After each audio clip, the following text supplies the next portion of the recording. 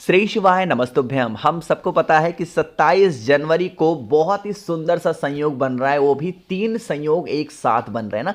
एक तो 27 जनवरी को सोमवार का दिन है, ऊपर से प्रदोष है, और सबसे बड़ी बात है कि साल की पहली मासिक शिवरात्रि भी आपको देखने को मिल रही है। तो आप सभी लोगों को त्रिपुरारी महादेव का ये उपाय जरूर समझना चाहिए, जिससे बरसों पुरानी जो आपकी मनोकामना हो, जो आपकी विशेष हो, वो बहुत ज़्यादा जल्दी पूरी जरूर हो पाए ना। तो भूलना नहीं किसी को, हर व्यक्ति को इस उपाय को करना है और ज़्यादा से ज़्यादा लोगों से इस उपाय को करवाना भी है ना। सबसे पहले मैं आपको बता दूं, प्रदोष की वजह से इस उपाय को करने का जो टाइमिंग होगा वो आपका कब होगा?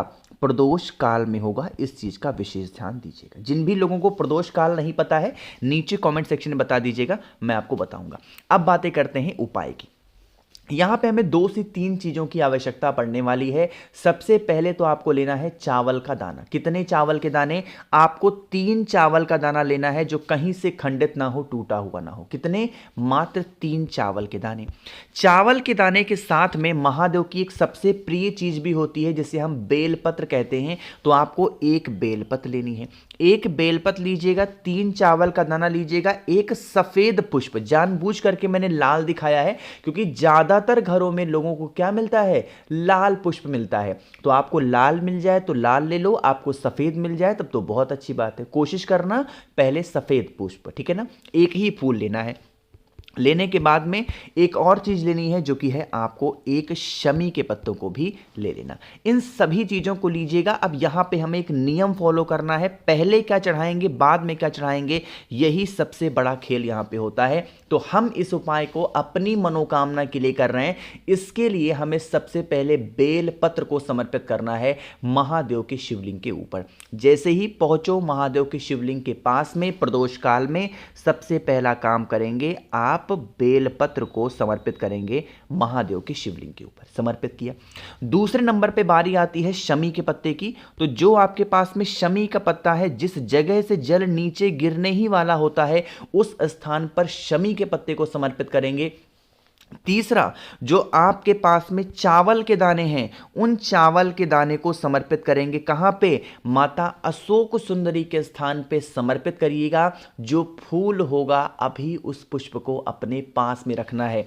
इतना करने के बाद में फिर 1 लोटा शुद्ध जल तांबे के लोटे से श्री शिवाय नमस्तुभ्यम का जप करके समर्पित करिएगा। जो आपकी मनोकामना होगी, जो आपकी विशेष होंगी, वो विशेष भी आपको क्या करनी है? बोल देनी है। अब यहां पे आप लोग सोच रहे होंगे, भैया आपने लिखा है मैं त्रिपुरारी महादेव से उपाय करना है, वो तो आपने बताया नहीं। अभी बताता हूं। तो जल तो आपने चढ़ा दिया। अब लास्ट में आपके पास में एक फूल है, या तो लाल होगा या सफेद होगा, है ना। अब उस लाल पुष्प को या सफेद पुष्प को महादेव के शिवलिंग के ऊपर जब आप समर्पित कर रहे होगे, तो आपको किसका ध्यान करना है? त्रिपुरारी महादेव का स्मरण करते हुए, अपनी मनोकामना कहते हुए, उस पुष्प को जो भी व्यक्ति शाम के टाइम पे प्रदोष काल में महादेव के शिवलिंग के ऊपर मात्र समर्पित कर देता है, उसकी बरसों पुरानी जो मनोकामना होती है, जो विशेष होती हैं, वो महादेव पूरी जरूर करते हैं, ठीक है ना। तो करिएगा, भूलिएगा नहीं कोई लोग। तो यहाँ पे हम लोगों ने पहला उपाय की बात कर ली है। आगे बढ़ते हैं अब इस वीडियो के हम लोग अपने दूसरे उपाय की तरफ, जो कि आप सभी लोगों को करना है इस प्रकार से बेलपत्र से। लेकिन अब इस उपाय के बेनिफिट क्या है, हम लोग इसकी बातें कर लेते हैं। जैसे मान लीजिए कि आपके घर में बहुत ज़्यादा दिक्कत हो गई, किसकी? पैसों की। बहुत प्रॉब्लम में चल रहे हो, पैसे खत्म हो जा रहे हैं हमेशा। तो आपको क्या करना है? एक बेलपत्र लीजिएगा। बेलपत्र बहुत ही प्यारी सी हो, सुंदर सी हो, कहीं से कटी पिटी ना हो। बेलपत्र के साथ में अब आपको लेना होगा लाल चंदन, ठीक है ना। लाल चंदन क्यों लेना है? क्योंकि महादेव को बहुत प्रिय होता है लाल चंदन, ठीक है ना। तो लाल चंदन लीजिएगा। अब लाल चंदन से आपको 3 पत्तियां होती हैं बेलपत्र पे।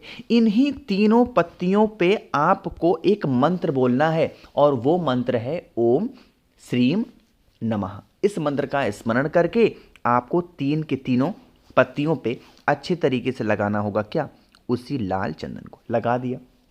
अब देखो, लगाने के बाद में आप इस बेल पत्र को उठाइएगा, साथ ही साथ धन संपदा का हम यह उपाय कर रहे हैं तो आपको कमल गट्टे की भी आवश्यकता जरूर होगी। मैंने बार बार आपको बता रखा है कि कमल गट्टा आपको हमेशा नया लेने की आवश्यकता नहीं है। आपने बहुत सारे उपाय किए होंगे और बहुत सारे कमल गट्टा आपने अपने घर की तिजोरी में, अलमारी में रखे होंगे। उनमें से कोई भी एक कमल गट्टा आप उठा लो और इसे लेकर के महादेव के शिवलिंग के पास पहुंच जाओ। इस बार मैंने आपको तांबे का लोटा नहीं दिखाया, क्योंकि यह जो कमल गट्टा लेना है वो हमें जल के अंदर नहीं डालना। सबसे पहले जो आपके पास में बेल पत्र है, उस एक बेल पत्र को मैं यहां बना दे रहा हूं। आप उस एक बेल पत्र को कहां पे चढ़ाओगे? माता अरे भोले शंकर के शिवलिंग के ऊपर, है ना। ओम श्रीम नमः, इस मंत्र का स्मरण करके।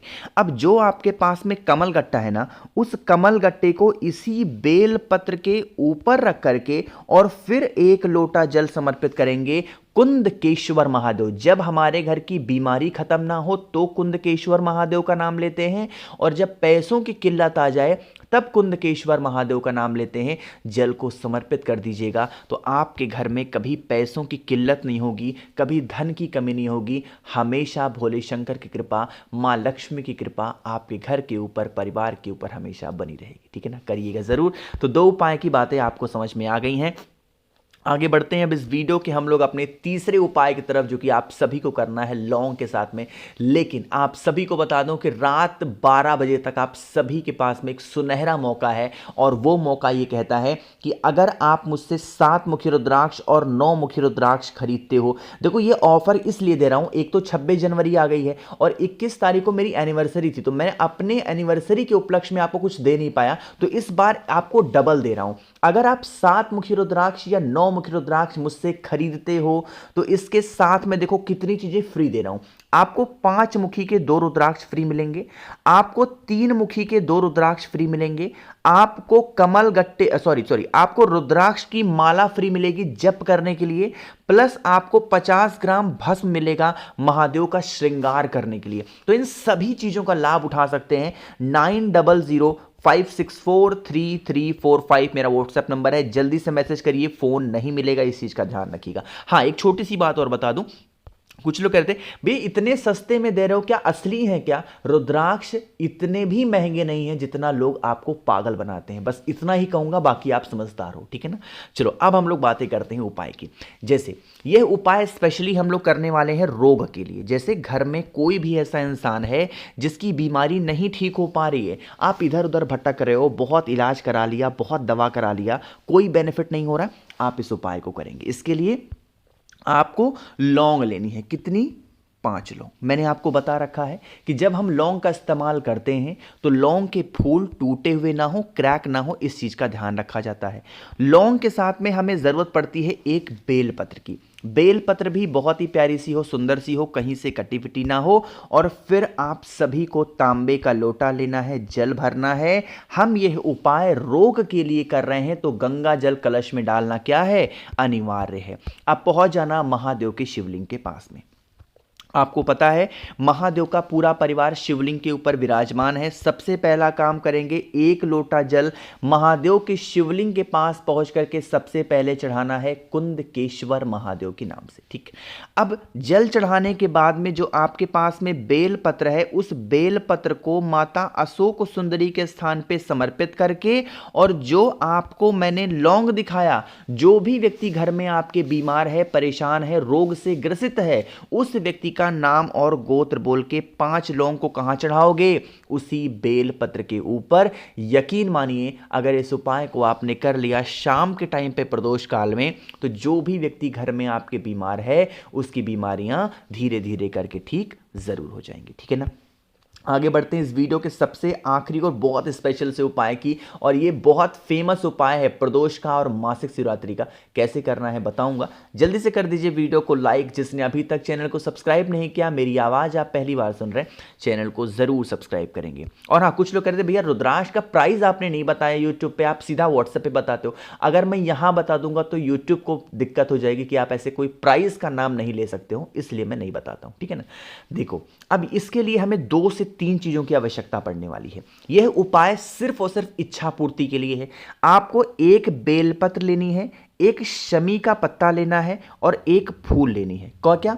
एक बेलपत्र, एक शमी का पत्ता और एक फूल, कोई सा भी, उसको अपने राइट हैंड में दाहिने हाथ में रखो और सीधा पहुंचो महादेव की शिवलिंग के पास में। उन तीनों चीजों को पहले टच कराओ माता अशोक सुंदरी के स्थान पे, फिर टच कराओ माता के हस्त कमल पे और लास्ट में उसे समर्पित कर दो महादेव की शिवलिंग के ऊपर। प्रदोष काल में इस उपाय को अगर आपने कर लिया इस बार ना, 3 संयोग बन रहे हैं, तो आपकी सारी मनोकामना बहुत जल्दी पूरी हो जाएगी और इधर उधर तो भटकना ही नहीं है आपको, ठीक है ना। करिएगा जरूर। तो बाकी मैंने कोशिश की आप सभी को हर एक चीजों को अच्छा समझाने की। वीडियो पसंद आई हो तो लाइक करिएगा। कुछ पूछना है, नहीं समझ में आया, नीचे कॉमेंट सेक्शन में पूछें। और मेरे जितने भी भाई बहन आवाज आज मेरी पहली बार सुन रहे हैं, चैनल को जरूर सब्सक्राइब करेंगे। श्री शिवाय नमस्तुभ्यम।